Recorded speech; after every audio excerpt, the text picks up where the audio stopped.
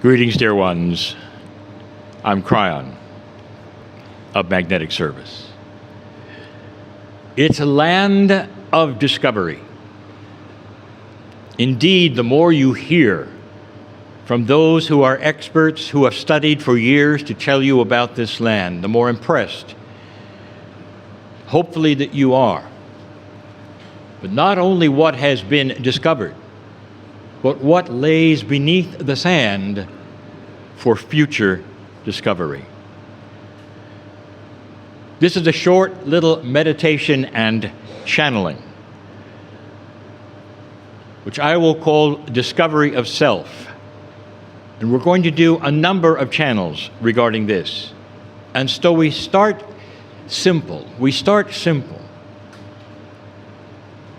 We start with the story, or the parable, if you want to call it that, an allegory of a man named Woe.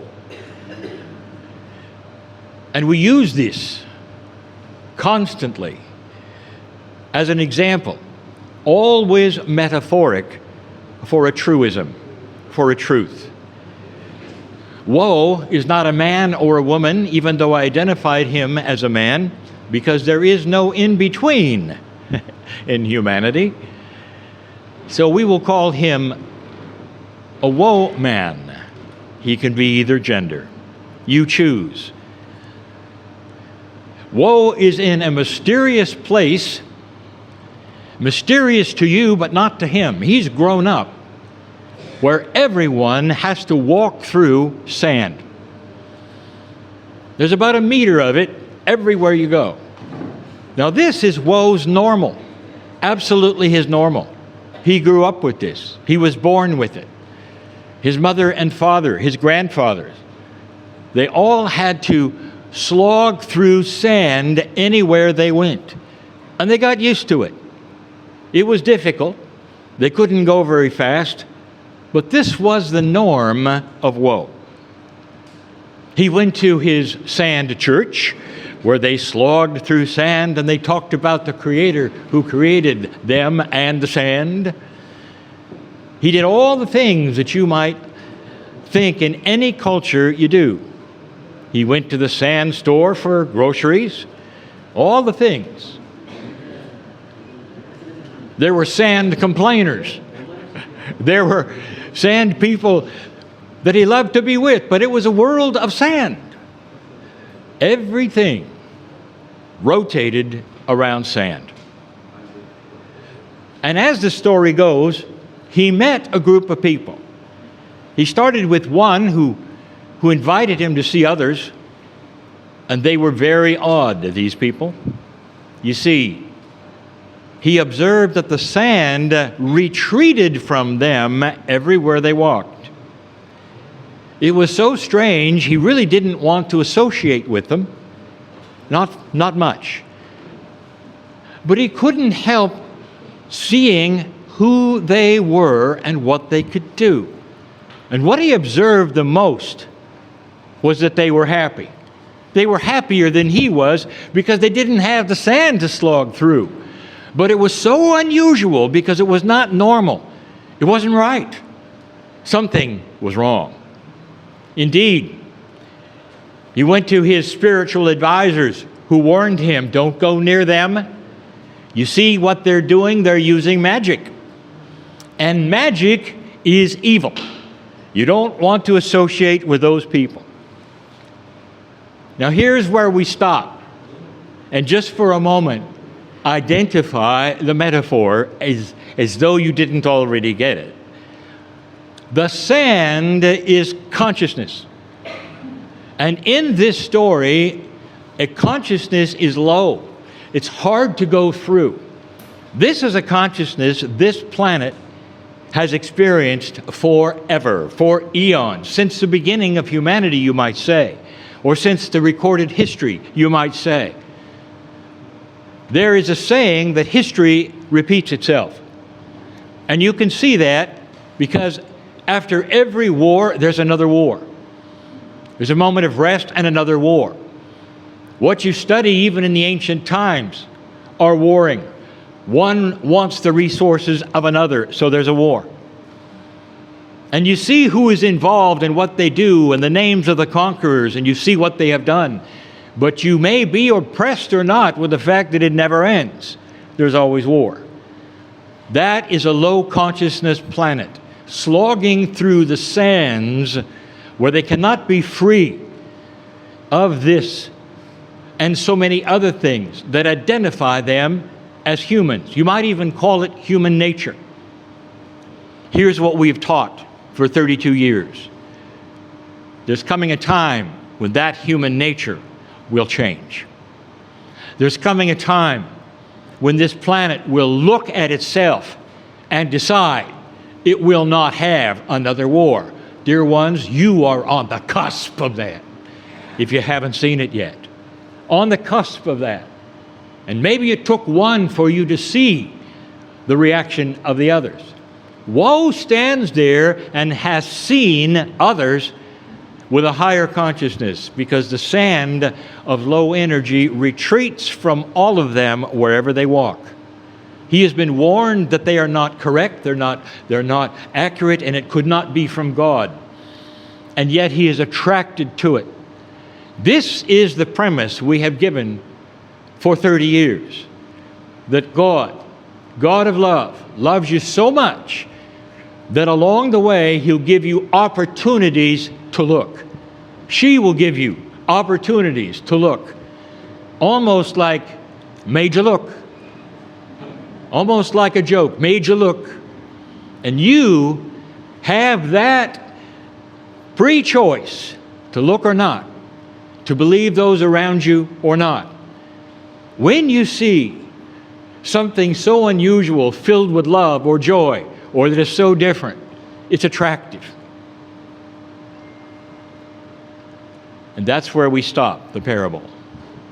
Because the next one will tell you what happened when woe looked. I am KRYON, in love with humanity. And so it is. Greetings, dear ones. I am KRYON of Magnetic Service. This is the second of several teachings about the discovery of self. And the group finds themselves at sunrise at Abu Sir, which was built in the 5th dynasty. That may mean nothing to many, but to consider there were over 30 dynasties and 3,000 years. The 5th dynasty is early, ancient. You are sitting upon a place that other humans used. In whatever way they wished, they used it to do the same kinds of things you are doing right now as you sit on this very place. In their own ways. They were using it to discover more about themselves so that they would be prepared for what they believed would happen when they passed. It was all about that, dear ones. The worship of the light from the sun. And this is why it is sunrise, and that is why it is important that it is sunrise, and you're here. For they did this. The sun was everything to them as it traversed the sky into the other direction. All of them, just like you, many, many years ago, trying to find that niche where they could discover so much more about that which goes on in themselves, after death perhaps.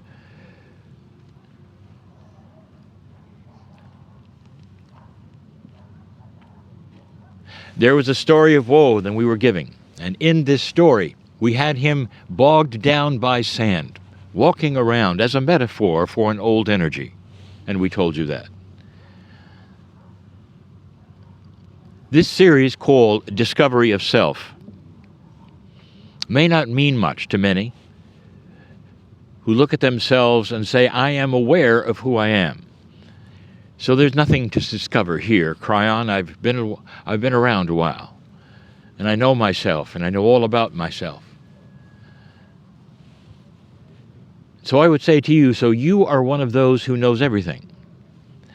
So there's no horizons past what you know. And they would come back and they say, well, of course, in science and all these things, you'd be right, but this is about me. And they might say, I know about myself. And I would say to them, no, you don't. Are you aware that there's so much more that has been imbued into your soul, which is standing there waiting for you to discover? So self-discovery never, ever ends. What you think you know is not the whole story. And that's the beauty of this message. Those who sat here before you had that very knowledge. They didn't know what they didn't know. And so they were willing to have more given to them by the priests who were here about one thing, and that is the light. In you, every single one of you carries more than you know. And what the ancients did not know here and had no concept of here was that someday there would be a shift in humanity many thousands of years.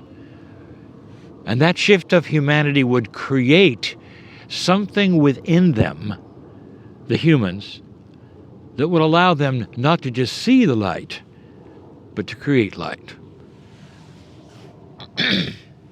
This is the premise of the shift, an awakening to greater things than you knew or you expected. And those of you awakening are starting to realize it's new. These are things that have not been shared with humanity before. Woe is slogging through the sand, through the old energy, as eons did, the old energy of humanity. And as we told you in the last channeling, in this parable, Woe sees a group of people where the sand actually backs away from them as they walk. And he's startled, and he's told it is magic, and he's told to leave them alone, because if they're not the sacredness of what the church teaches, they must be evil. But he's attracted to them because they're kind. They listen to him. They have compassion. They're not selling him anything. They're not asking him to join a group or to read a book. They're simply opening their arms. But he suspects he's not quite right about it. He doesn't know what the gimmick might be, what else they might have to trap him into perhaps another belief system. And so he stays his arm's distance, but he watches, and he watches. One in particular, a man who seems so kind and so alive, takes him aside and says, I can tell, Woe, that you are nervous here. And he disarms Woe so that Woe would even talk. And Woe said, yes, I am. I don't know what I'm seeing, and I'm a little bit afraid of it, and I've been told not to talk to you. And the man says, use your heart as your guide, even now. It doesn't hurt to talk. And so open the heart is from Woe as he listens to the man. The man says, I'll tell you what's happening with us. We have discovered an amazing thing, that God has created a human being who is magnificent, and we're only using a piece of it. That consciousness is energy. And part of the energy that has been given to us is sacred. And that's not what you're being taught in those religious leaders who teach you. They want to be the sacred ones, and they'll teach you that you are not. The discovery we have made is that God made us all sacred in his image.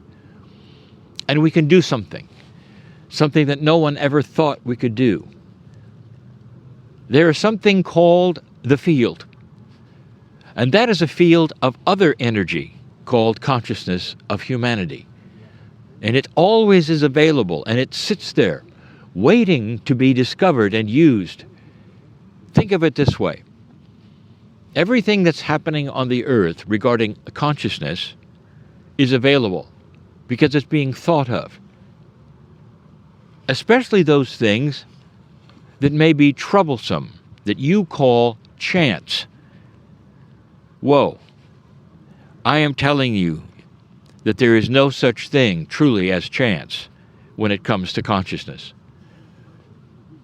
What I'm telling you is chance is the result of doing nothing. That's when you step off the curb and a truck hits you. And many will say, well, if you had known even slightly the truck might have been there, you would not have stepped off the curb. And Woe says that's correct. He said, what if you had an intuition that in the field a truck was coming? And Woe looked at him and said, you mean precognition? And the man said, no. It's in the field. It's there for you to pick up. It's part of the gift that we all have. The sand recedes from us because we are in tune with the field. It's a flow. Think of it, Woe, as this. There is a road with many potholes. If you blind yourself and walk by chance, you may step in some of them. But if you take the blindfold off, you may be able to see them slightly. And it's like that, except instead of sight, you have intuition. Intuition to guide yourself in a flow of life where you will not step in the potholes. Woe couldn't believe what he was hearing. In fact, he didn't believe it. And the man said, Woe, we know it's a very, very odd thing. So go from this place and think of it. And think of these things. Do not come back unless your heart tells you to. Woe was impressed with that, because here was someone who wasn't trying to convince him anything and ask him to use his own heart and his intuition. And then the man looked at him and said, there is so much more here, Woe, that I want to tell you about who we are and who you are and what God has given you. And so, Woe, use your heart and see love in me, the man said, and come back if you wish. I have so much more to tell you about the field, about your magnificence, and who you might be. Woe left that place, and he pondered everything that he had heard. Could it be that you might be able to steer your life in a flow using the field, and that it was all part of self-discovery? And Woe realized if that was true, he really didn't know himself, and there was so much more. We're going to leave you with that, and see if Woe returns to talk to that special man, and see what else there might be that's magnificent that he didn't know about. The quest for these things is what the people were doing right here, just like you. Human beings searching, just like you. Perhaps at a sunrise, just like this one. And here you are, more than 5,000 years later, and knowing so much more about your magnificence and the truth and the light. There's more coming. And so it is.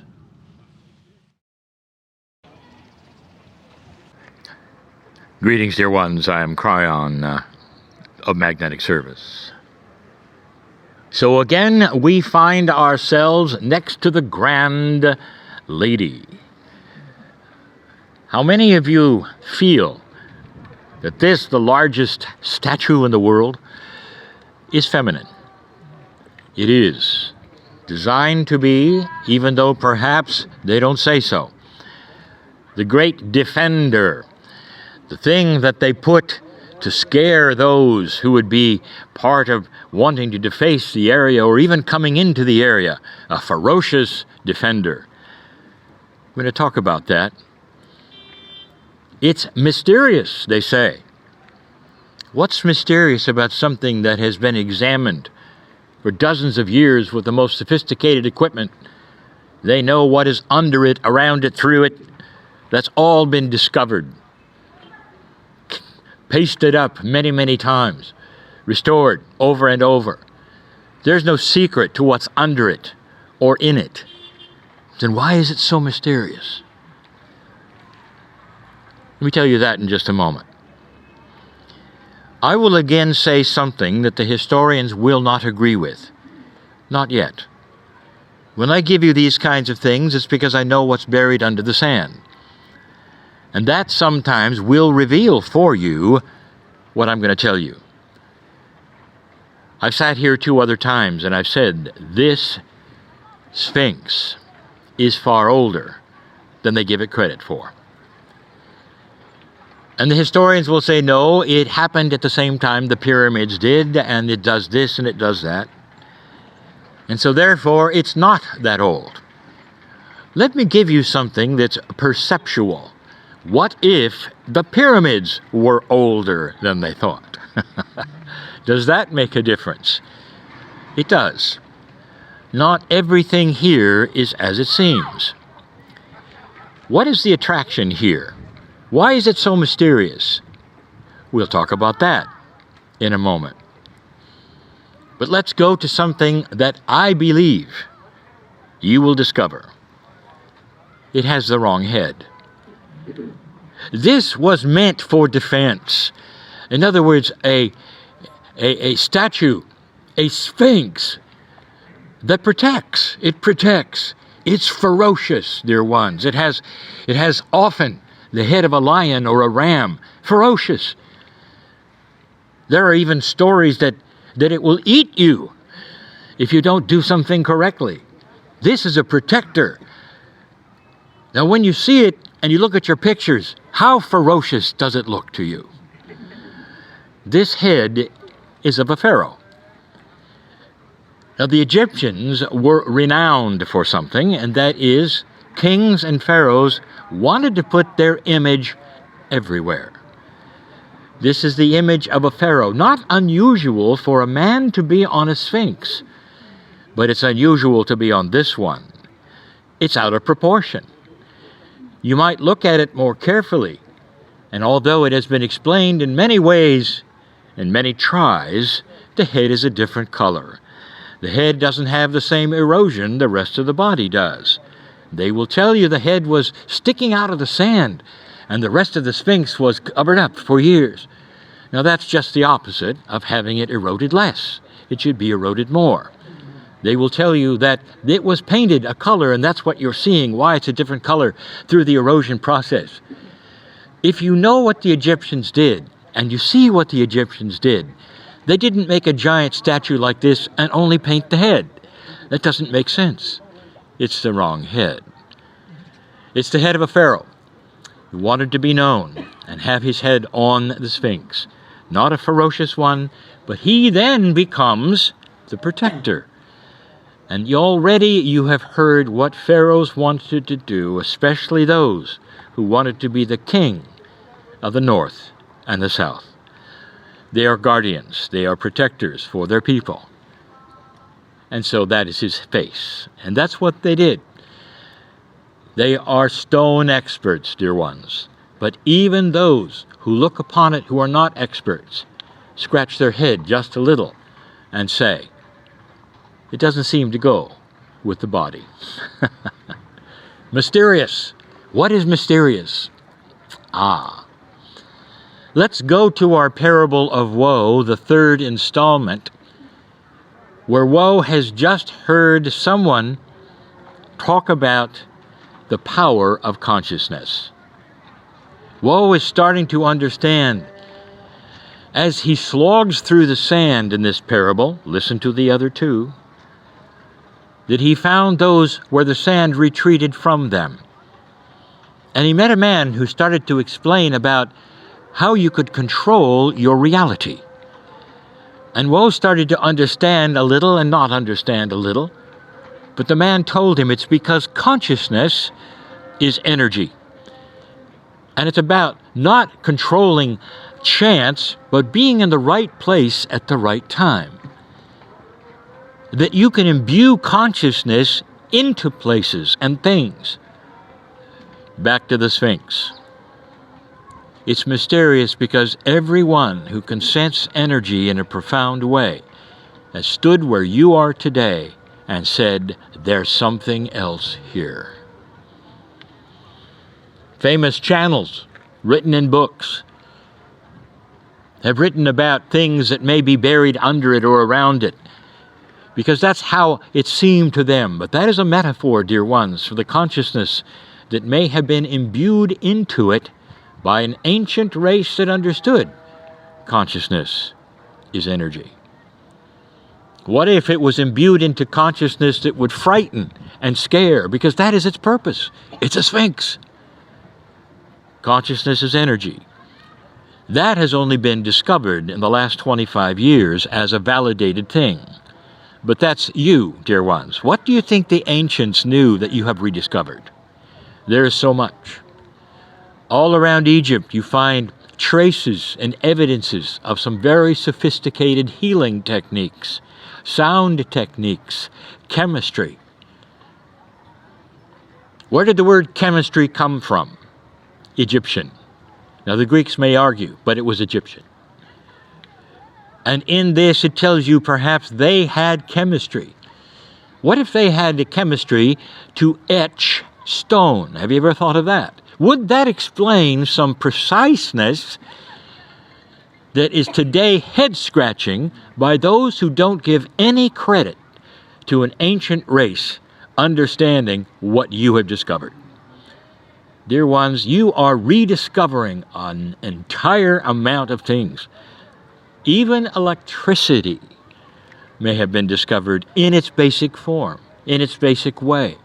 Not to light cities, but to do other things, maybe even to create sounds. There is so much that lays here that may or may not be discovered. But do not discount the ancient Egyptians as being those who didn't have things or didn't discover things. It's possible, maybe.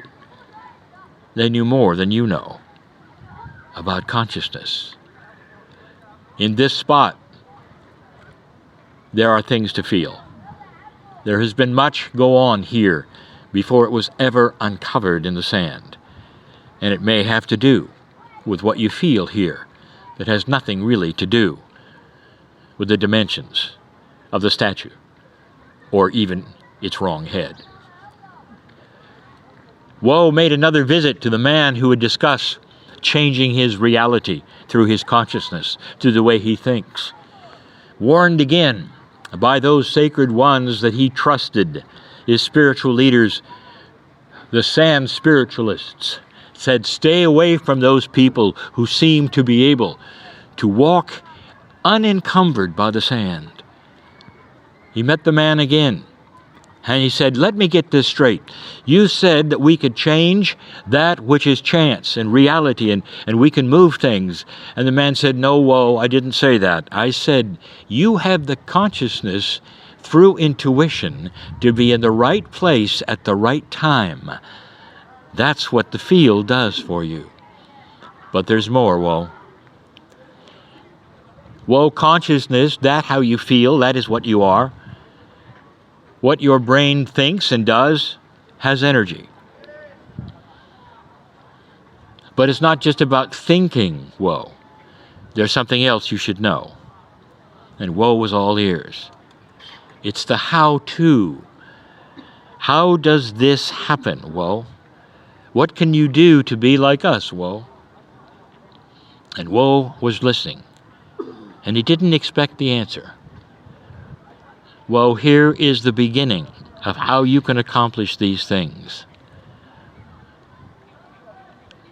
Love the Lord thy God with all of your heart every single moment of the day.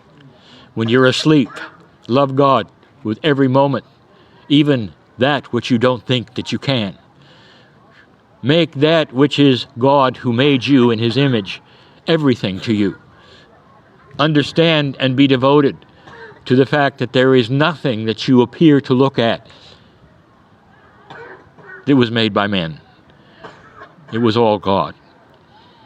God, who created you in His image, has now given you, the rest of you, a discovery of more of you than you thought. You have tools in that creation that you could use, that you had never been taught about.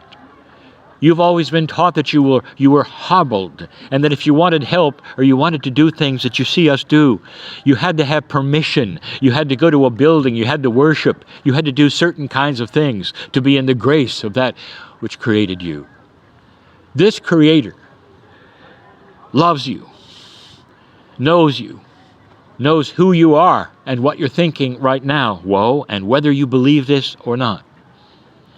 Well, I want you to come back in the next episode. When you do, I'd like to tell you not just how the sand can retreat from you, not just how you can create a reality which seems odd to others because you always are so lucky, but there's something else, something even bigger of what consciousness can do.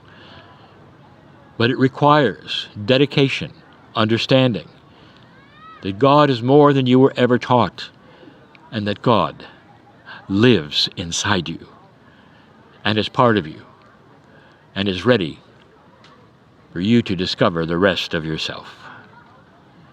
And Woe left that episode, that teaching, spinning with an idea he had never considered before. What if God were bigger than anything he had ever been told? Almost blasphemous to think that. But what if it was true? We leave you there for the next episode.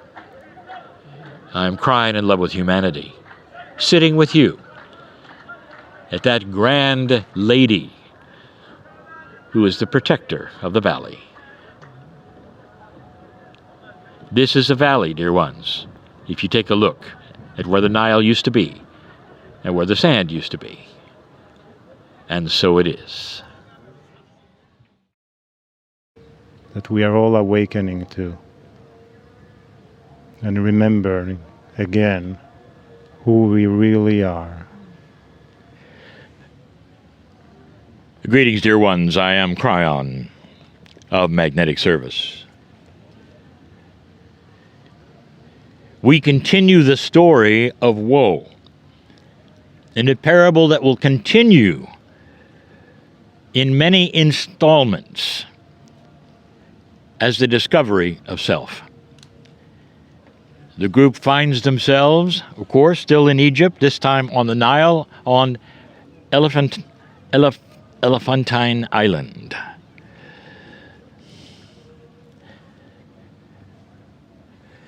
Dear ones, for those of you who have listened to the other portions and parts of these particular channels of discovery of self, you are beginning to be aware that what we are teaching you here, piece by piece, part by part, is a summary, a synopsis of almost everything I have given you for the last decade or so. When you take it in installments, it's far easier to understand, for it's repeated and summarized and clarified. And we continue to do that today.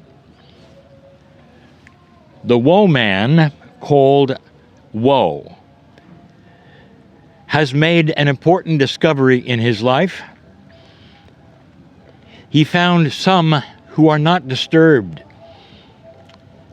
by living as he has been living. In other words, they don't seem to be affected by a low consciousness planet. It's just the opposite. In this parable, the metaphor is about sand. And we told you that the sand represents consciousness. And the sand itself is something that Woe has had to slog through all of his life. All of his family, his friends. It was simply the way it worked. Nobody said anything about it. It's like when you live in a place where there is corruption, and there always has been, and it's 1,000 years old and it continues, it's a way of life. Very similar. Only this represents woe in this parable and consciousness. The consciousness of earth. It is a low consciousness, and we told you before. Some called it human nature. It's responsible for war after war. It's responsible for so much. And yet when he saw these others, more and more of them, the sand was not bothering them. In fact, it seemed to retreat from them. Now that is a metaphor. That means those with another consciousness seem to have a better life. At least they seem to. And he looked at them carefully to see whether it was an illusion, but he saw them laughing more. He saw joy. He wondered whether they had the same God that he did, and he realized they did. They prayed. They had their times of meditation just like he did, but something was different. And so within these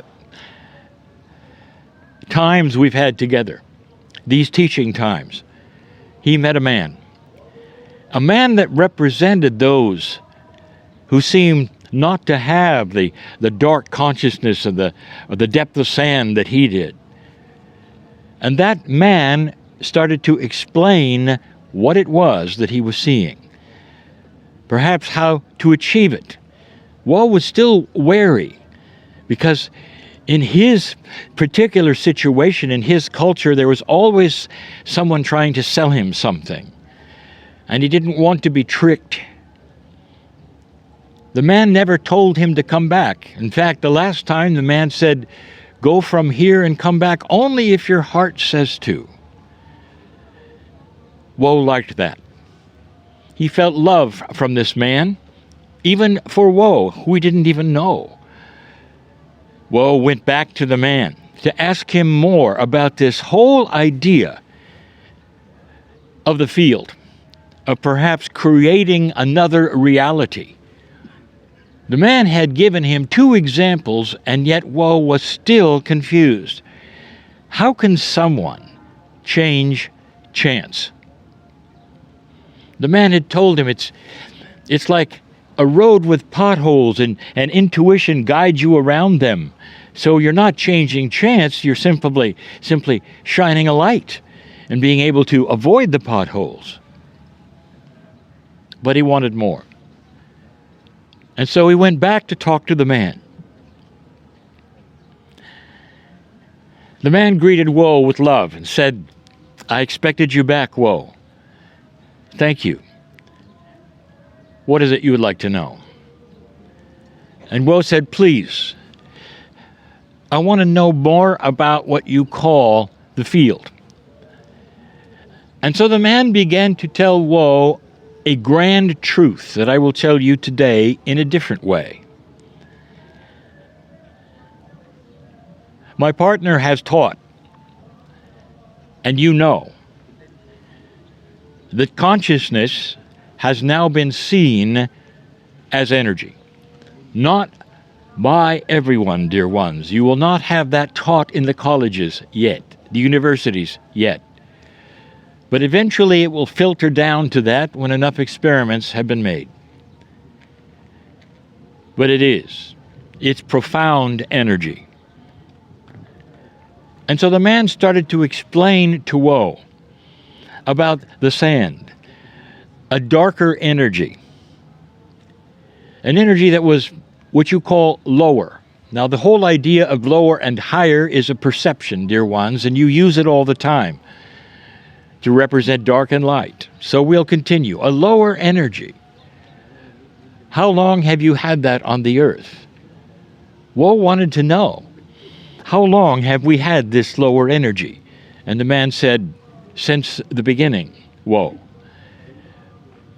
That it's only been through something called the Great Shift that the whole planet has been involved in an energy raise they weren't even familiar with. They didn't even know. It was happening so slow. And over the last 20 years or so, it has raised very slowly. but it's above what it was. But even so, it was dark. Even so, it was not near as high as it could be. And Woe wanted to know, what really does this mean? And that's when he got a lesson about the power of consciousness. And the man told him, Woe, you live in an energy that has developed by itself through the consciousness of humanity. And that in order to raise it, really, there has to be some things that take place. And one of them has taken place. And that one of them that took place was called the precession of the equinoxes, which was almost an allowance for humanity to raise its vibration slowly by itself. But in the process, the man told Woe, there is something else we want you to know. This energy called consciousness moves things. This energy called consciousness actually works with something called the field. Now, we told you that before. But this field is there, not as something necessarily that's advanced or enlightened or bad or evil or good. It simply is there, and it responds, and it is something you can feel if you choose to. And then he told Woe something Woe didn't know, wasn't aware of. He said those in a lower consciousness also create energy with their consciousness. And he started to tell Woe, Woe, do you know anyone who has bad luck? The opposite of what we're talking about. And Woe said, oh yes, I have a sister. She is convinced that the planet is after her. She's a victim of the planet. And the man said, and what does she tell you? And Woe said, oh, she's constantly telling me all of the horrible things that happened to her and that she hasn't got a chance and it's going to happen again and again. And she's a victim. And the man asked Woe, and what happens to her? And Woe took a deep breath and said, oh, what happens to her is exactly what she verbalizes. He was starting to see something that the man wanted to tell him. That's how powerful consciousness can be in either direction. And then he told Woe something that Woe would never forget. He gave a metaphor. Woe, low consciousness is like being born in the dark. The humanity is in the dark with a consciousness that it has selected by itself. And in the dark, you run into everyone else. You step in all the holes. And in the dark, you were afraid. In the dark, you don't know what resources you have or what the others have.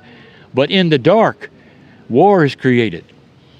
Because in the dark, you bump into each other. You don't even see each other. You don't know one another. And that's how humanity has been. But there's more, Woe. Listen to this. And this is what impressed Woe. There are those that are so used to the dark, old souls who have chosen the darkness, who work in the dark better than you or I or any, he told Woe. They're specialists, and they're the ones who will wait for you and trip you when you least expect it. And Woe said, yes, I think I've met a few of those. This is the power of consciousness, Woe. It can actually develop darker consciousness if they wish it to. That's the free choice of humanity. And then he told Woe this. The shift is upon us, and dark consciousness is starting to be eradicated from the planet. He said to Woe something I have said to you. Sometimes it appears you go 2 steps forward and 1 back. But he says it's going forward. And the consciousness he started to tell Woe about was a consciousness that was lighter, But it had to be learned, and it could be absolutely advanced through something I told you last time. Compassion, kindness, meditation, and feeling a greater love for the Creator than you were ever taught. And these are the things which bring you into a light. And when you have that light, you don't start tripping on things. You see them coming. When you have that light, other interesting things happen. You start to develop sacred intuition. Now, I call it sacred intuition because it is something that comes from the light. The intuition of flow, the intuition of reading the field, of not seeing the potholes, of not being able to be tricked. It's the intuition that's sacred, and it comes from the heart. Very different, than anything you have ever experienced before. Woe started to understand. You mean, what I think creates my path? And the man smiled and said, Woe, you are now ready for the next installment. That is the story of consciousness. It is an energy. It can create light or dark. And this planet is starting to create slowly a lighter consciousness. And he said, you're going to see it all around you. And then he said to Woe again, he said, go from this place. Don't be confused. Weigh my words. And if it is well with your heart, if it is well with your soul, come back and I'll continue the lessons. And you will discover more about yourself than you ever thought was there. For the energy of consciousness in these times is the new tool that you never thought you had. Woe liked that part. And he went away yet again. But this time when he went home, he started to listen to what his relatives were saying and those around him. And he realized that they all were complaining. And those complaints seemed to go someplace as energy and come back, pulling in the very things they were complaining about. And so Woe right then decided, I'm not going to complain anymore because I see what's going on with my energy. Woe was starting to discover self. I'll be back. And so it is. I'm KRYON of Magnetic Service. For those listening to these channels, these messages, these episodes in teaching and training, the group finds themselves today sailing down the Nile from Upper Egypt, having visited Kom Ombo. It's an unusual temple. There's nothing like it. On the east side of the river, that's important for what I tell you next. And the Egyptians were great at metaphors. So many of those messages on the walls are metaphoric. Every time you see a human being with a head of an animal, it's about the animal and the human and the perception of what it wants to say, which direction it's facing. But the temple itself, dear ones, is a magnificent metaphor. The temple is really two temples in one, as you were told. You might say there were two gods, although there were two men, one representing light and one representing dark, actually, the underworld. What does that remind you of? Indeed, it is the metaphor of duality. Every single human being has those attributes. You can do what you want right now with this message. You can listen or not. You can hear but not understand, if you wish. You can hear and ignore, if you wish. And there are so many who will hear and have a revelation as well. We speak again about those ancient Egyptians who had a lot of what you have today, or at least the understanding of it.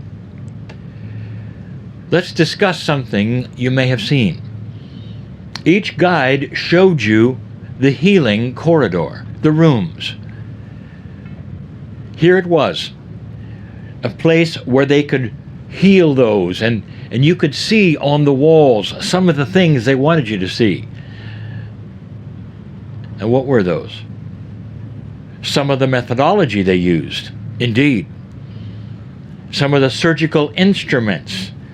Some of the aromatherapy. And there was more.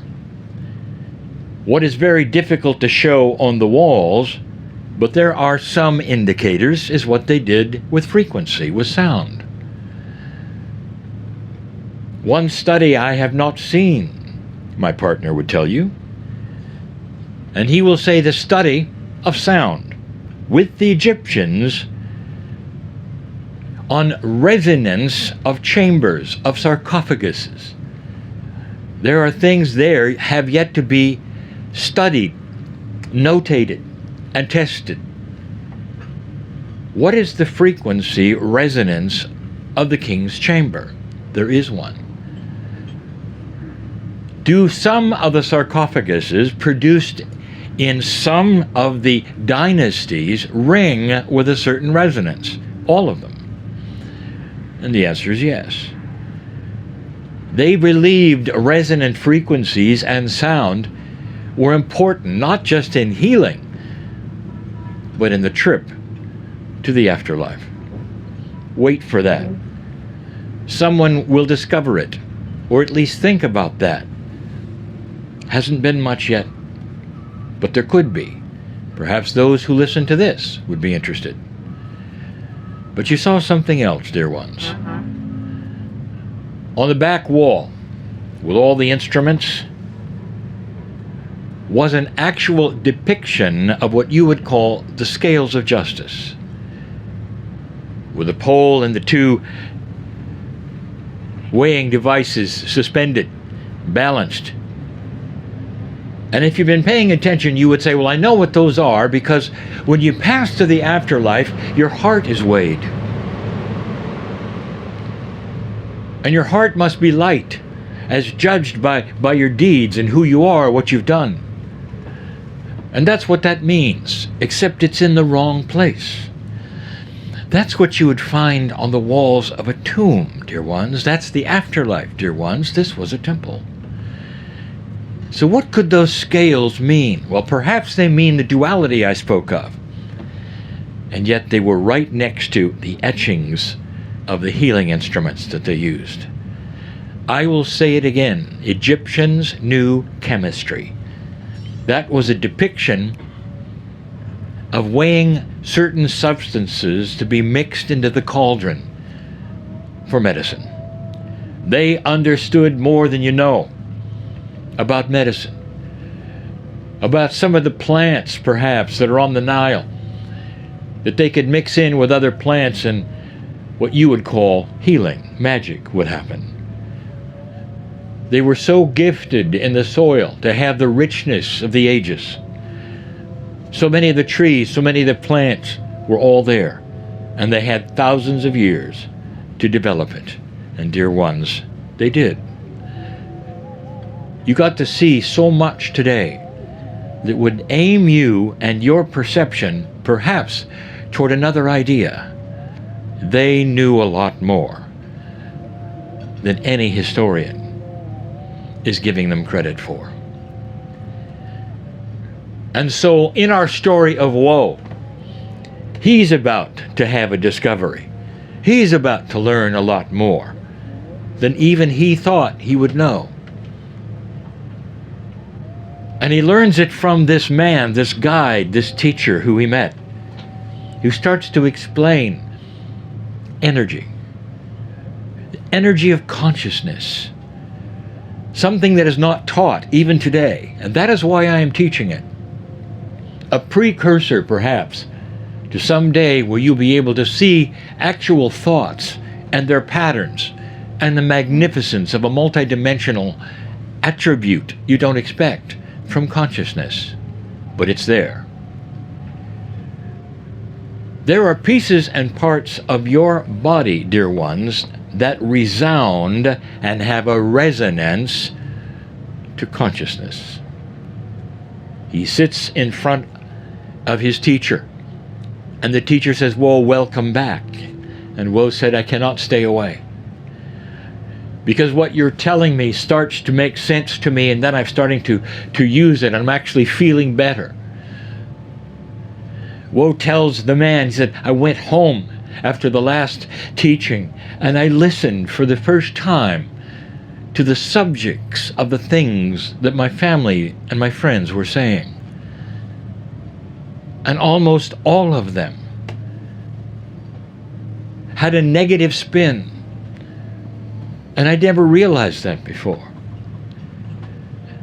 And so I'm not going to do that with them." And they noticed. And they said, "You're quiet." And I said to them, "Yes, I'm quiet. I didn't want to tell them what you said because I was afraid. It's just too strange." And the man said to Woe, "Are you ready for something stranger?" And Woe said, "Oh yes, because everything you have told me rings with love." And the man again said to Woe, "Love thy God with all your heart, every waking moment, asleep, awake. The Creator is in you. The Creator knows your name, Woe. And the Creator has been waiting for you to awaken and find something in yourself you didn't know you had."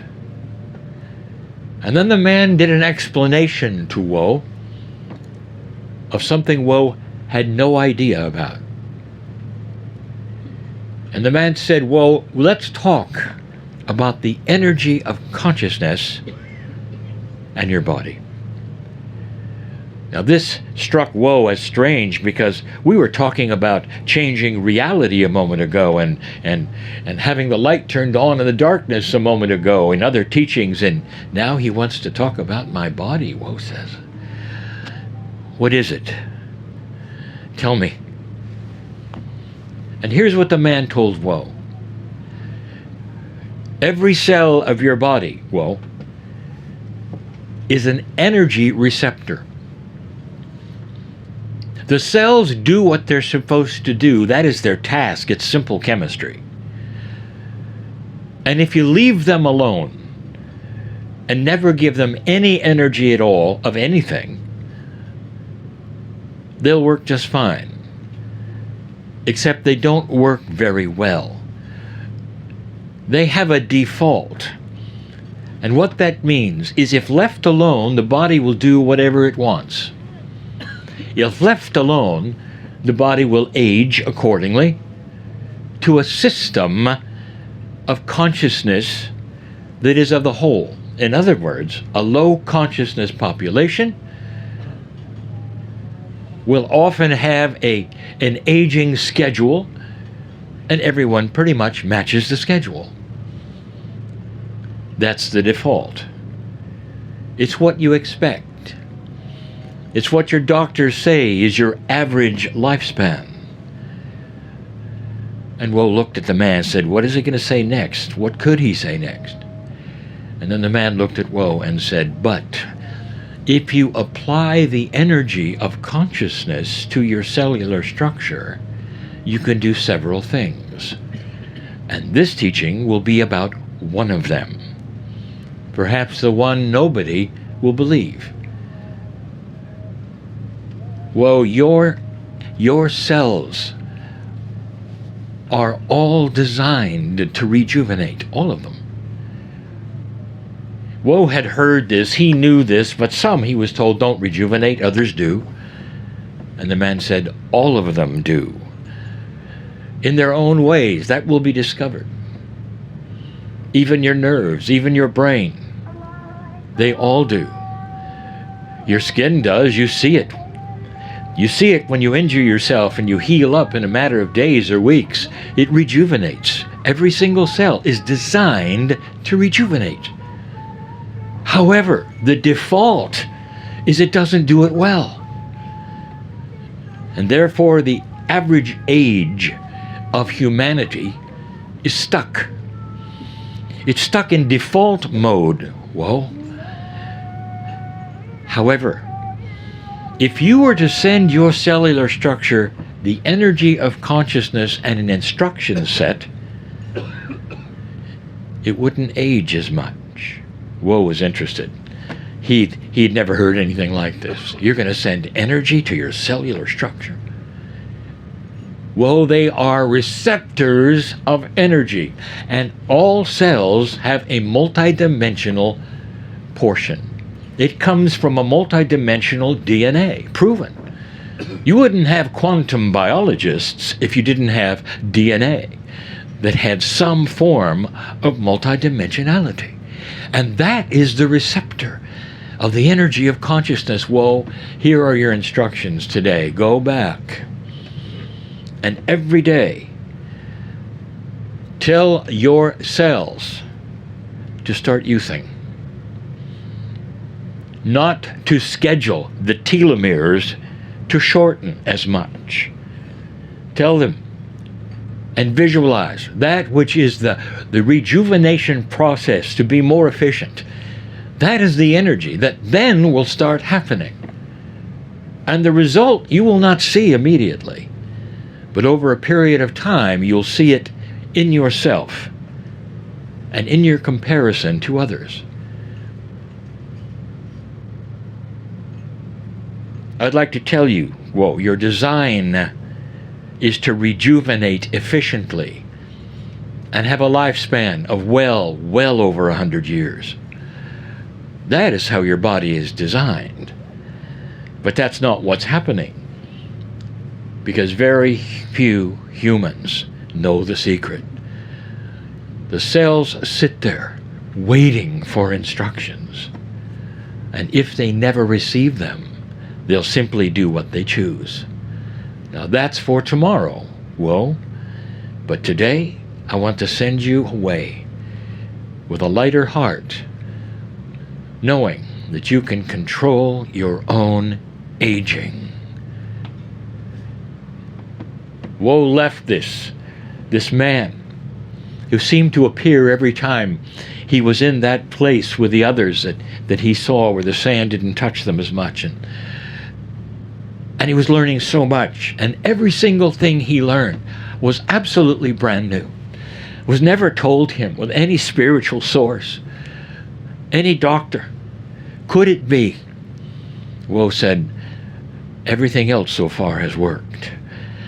I'm going to do this. And I'm going to wait and see if those around me age more than I do. And somehow, some way, Woe knew they would. This is filled with instruction sets or meditation and light and seeing yourself as part of God. And he's beginning to realize that is the catalyst that would allow it to manifest, to happen. It doesn't happen simply by wishing or sending messages. It's got to be combined with something. And he's learning what that something is. And he's feeling more compassionate now, not just to those around him, but for the first time, for himself.